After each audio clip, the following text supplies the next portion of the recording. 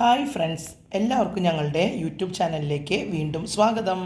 ഇന്ന് നമ്മളിവിടെ തയ്യാറാക്കുന്നത് നല്ല സൂപ്പറായിട്ടുള്ള നെയ്യപ്പത്തിൻ്റെ റെസിപ്പിയാണ്. പണ്ട് കാലത്ത് നമ്മുടെയൊക്കെ 4 മണി പലഹാരം വീടുകളിലൊക്കെ ഉണ്ടാക്കിയിരുന്ന അതേ സ്റ്റൈലിൽ തന്നെയാണ് ഞാൻ ഉണ്ടാക്കണേ. നമ്മൾ ബേക്കിംഗ് സോഡയോ അല്ലെങ്കിൽ മൈദയോ ഒന്നും തന്നെ ചേർക്കാതെ അരി അരച്ചിട്ട് ഉണ്ടാക്കുന്ന പെർഫെക്റ്റ് നെയ്യപ്പത്തിൻ്റെ റെസിപ്പിയാണ്.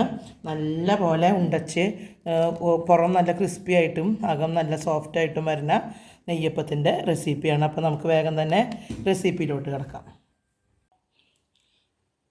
അപ്പോൾ നമുക്ക് നമ്മുടെ നെയ്യപ്പം ഉണ്ടാക്കാനായിട്ട് തുടങ്ങാം.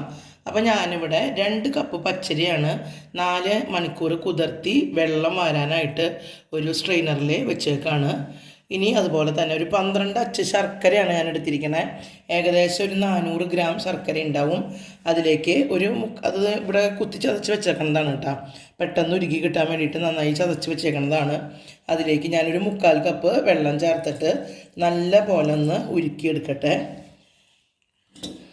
പിന്നെ നമുക്ക് നമ്മുടെ നെയ്യപ്പത്തിലേക്ക് ചേർക്കാനായിട്ട് ആവശ്യമായിട്ടുള്ളത് എള്ള് ഞാനൊരു ടേബിൾ സ്പൂൺ എടുത്തിട്ടുണ്ട്.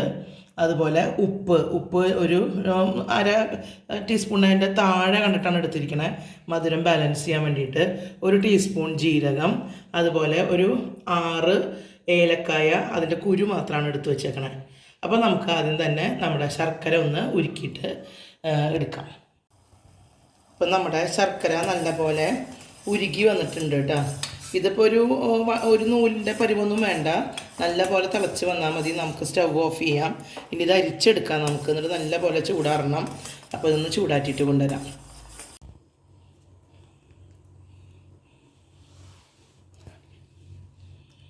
ഇപ്പം നമ്മുടെ അരി നല്ല പോലെ കുതിർന്ന് വെള്ളമൊക്കെ നല്ല പോലെ വാർന്ന് വെച്ചിട്ടുണ്ട് കേട്ടോ. ഇത് ഞാൻ മിക്സിയിലെ വലിയ ജാറാണ് എടുത്തേക്കണേ. അപ്പോൾ അതിലേക്ക് ഞാനിത് ഫുള്ളായിട്ട് ഇട്ട് കൊടുക്കുകയാണ്. അപ്പോൾ നമ്മൾ മിക്സിയിലെ ജാറിലേക്ക് മുഴുവനായിട്ട് നമ്മുടെ അരി കുതിർന്നത് ഇട്ട് കൊടുത്തിട്ടുണ്ട്. ഇനി നമ്മൾ ഈ ഏലക്കായ അതിലേക്ക് ഫുള്ളായിട്ട് ഇട്ട് കൊടുക്കാം. അതുപോലെ നമ്മൾ ഈ ഉപ്പ് നമുക്ക് ചേർത്ത് കൊടുക്കാം. അതുപോലെ നമ്മളിത് ശർക്കര വെച്ചിട്ടാണ് നമ്മളിത് അരയ്ക്കണം കേട്ടോ. ശർക്കര ഉരുക്കിയത് നമ്മളിവിടെ വെച്ചിട്ടുണ്ട്. ആ ശർക്കര ഞാനിപ്പോൾ ഒരു കപ്പിലേക്ക് എടുത്തിട്ട് കുറേശ്ശെയാണ് ഞാൻ ഒഴിക്കണുള്ളൂ, ഒരുമിച്ച് എല്ലാം കൂടി ഒഴിക്കില്ല കേട്ടോ. അപ്പോൾ അതെ, 1 കപ്പ് ശർക്കര നീര് ചൂടാറിയത് എടുത്തിട്ടുണ്ട്. അത് ഞാനിതിലേക്ക് പകുതി ഞാനിപ്പോൾ ഒഴിച്ച് കൊടുക്കുന്നുണ്ട്. ഇനി ഇത് നല്ല പോലെ ഞാൻ അരച്ചിട്ട് പേസ്റ്റ് പോലെ ആക്കണ്ട, ചെറിയ തരികളോടുകൂടി നമുക്ക് അരച്ചെടുക്കണം. അപ്പോൾ ഞങ്ങളുടെ അമ്മാമ്മയൊക്കെ ഉണ്ടാക്കുമ്പോൾ പച്ചരി മില്ലിലൊക്കെ പൊടിപ്പിച്ച് കൊടുന്ന് അരിച്ച് അതിൻ്റെ തരിയിലാണ് ഇത് ഉണ്ടാക്കുക. അപ്പം 3 ദിവസമൊക്കെ ശർക്കര നീരിൽ കുതിർത്തി ഇങ്ങനെ വെക്കും. അപ്പോൾ ഭയങ്കര ടേസ്റ്റ് ആയിരിക്കും ആ നെയ്യപ്പത്തിന്. നമ്മളിപ്പോൾ 3-4 ദിവസമൊന്നും വെക്കണില്ല, നമ്മളൊരു 8 മണിക്കൂർ അല്ലെങ്കിൽ 10 മണിക്കൂർ മാത്രം. അപ്പോൾ ഞാനിത് നല്ല പോലെ ഒന്ന് അരച്ചെടുക്കട്ടെ. നമുക്ക് ഈ ജീരകം ഇതിലേക്ക് ഇടാനുള്ളതാണ്, പക്ഷേ അത് മുഴുവനായിട്ട് നമ്മളിപ്പോൾ അരച്ച് എടുക്കാൻ ഉദ്ദേശിക്കണില്ല, തരിതരിയായിട്ട് കിട്ടണം. അപ്പോൾ ഒരു ട്രിപ്പ് അരച്ചതിന് ശേഷം മാത്രം അത് നമുക്കതിലേക്ക് ചേർത്ത് കൊടുക്കാം. ഇപ്പം നമ്മൾ ഇത് ഒരുവിധം തരിതരിപ്പായിട്ട് അരച്ചെടുത്തിട്ടുണ്ട്. ഇപ്പോൾ നോക്കിക്കഴിഞ്ഞാൽ അറിയാം, കണ്ടോ, ഇങ്ങനെയുള്ളൊരു തരിതരിപ്പാണ് നമുക്ക് ആവശ്യം. വല്ലാണ്ട് തരിയാവരുത് കേട്ടോ, അപ്പോൾ നല്ല കട്ടിയായിട്ട് പോകും. അപ്പോൾ എനിക്കിത് അരച്ചെടുക്കാനായിട്ട് 1/4 കപ്പ് ശർക്കരയുടെ നീരാണ് ആവശ്യമായിട്ട് വന്നത് കേട്ടോ. ഈ ഒരു കൺസിസ്റ്റൻസിയാണ് നമുക്ക് ആവശ്യം. അപ്പോൾ നമ്മളിത് ഒരു പാത്രത്തിലേക്ക് ഒഴിച്ചു കൊടുക്കുകയാണ്.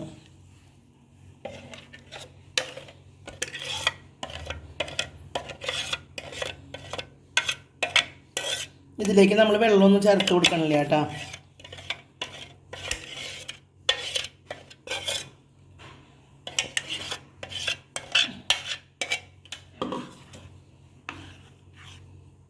ഉണ്ടോ? ഇനി നമ്മളിതിലേക്ക് നേരത്തെ എടുത്ത് വെച്ചിട്ടുള്ള 1 ടേബിൾ സ്പൂൺ എള്ള് ചേർത്ത് കൊടുക്കുകയാണ്.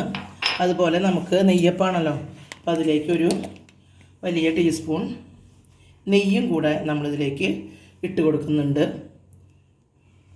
നമ്മൾ സാധാരണ നെയ്യപ്പം എന്നുള്ള പേര് നെയ്യിൽ തന്നെ വറുത്തെടുക്കേണ്ടതാണ്. പക്ഷെ നെയ്യ് ഇത്ര അധികം നമ്മൾ വറുക്കാൻ ഉപയോഗിക്കാത്തത് കൊണ്ട് നമുക്ക് വെളിച്ചെണ്ണയിൽ വറുത്തെടുത്താലും മതി.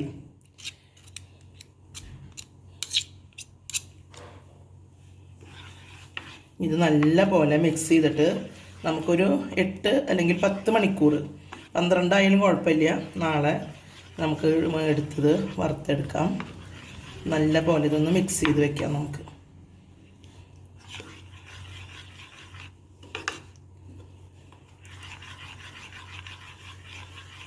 ഇനി ഇതിൽ നമ്മൾ ബേക്കിംഗ് സോഡയോ അല്ലെങ്കിൽ മൈദയോ അല്ലെങ്കിൽ വേറെ ഗോതമ്പ് പൊടിയോ ഒന്നും തന്നെ ചേർക്കണില്ല. നമ്മൾ അരിപ്പൊടി മാത്രം പച്ചരി മാത്രം വെച്ചിട്ടാണ് നമ്മളിത് ചെയ്യണേ. നിങ്ങൾക്ക് അരി മിക്സിയിൽ പൊടിച്ചെടുത്തിട്ട് വേണമെങ്കിൽ ഇത് ചെയ്യാം കേട്ടോ. ഞാനിപ്പോൾ ഇത് ഒരുമിച്ച് എളുപ്പപ്പണിയായിട്ട് ചെയ്തു എന്ന് മാത്രമേ ഉള്ളൂ.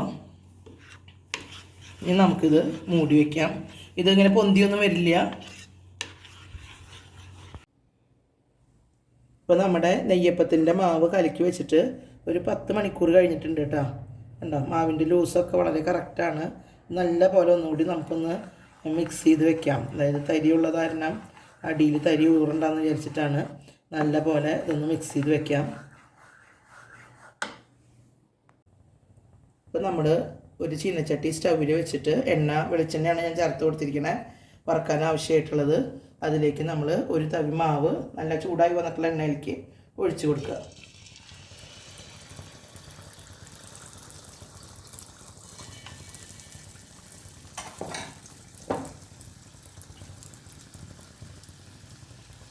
ഒരു മിനിറ്റ് കഴിയുമ്പോൾ അതിൻ്റെ നടുഭാഗമൊക്കെ ഇങ്ങനെ പൊങ്ങി വരും ഉണ്ടോ.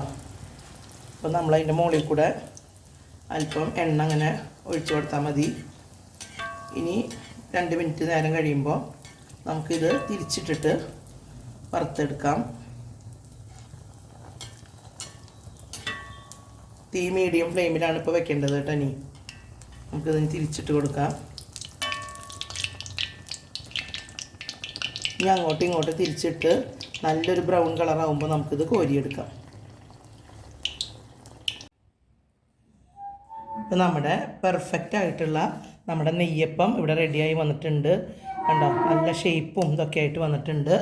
നിങ്ങൾക്കെല്ലാവർക്കും എൻ്റെ വീഡിയോ ഇഷ്ടമായെന്ന് കരുതുന്നു. ഇഷ്ടമായാൽ നിങ്ങളിത് ലൈക്ക് ചെയ്യണം, ഷെയർ ചെയ്യണം, ഞങ്ങളുടെ ചാനലിനെ നിങ്ങൾ സപ്പോർട്ട് ചെയ്യണം. അടുത്തൊരു ഉഗ്രം വീഡിയോയുമായി ഞങ്ങൾ ഉടനെ വരാം. ഓക്കേ.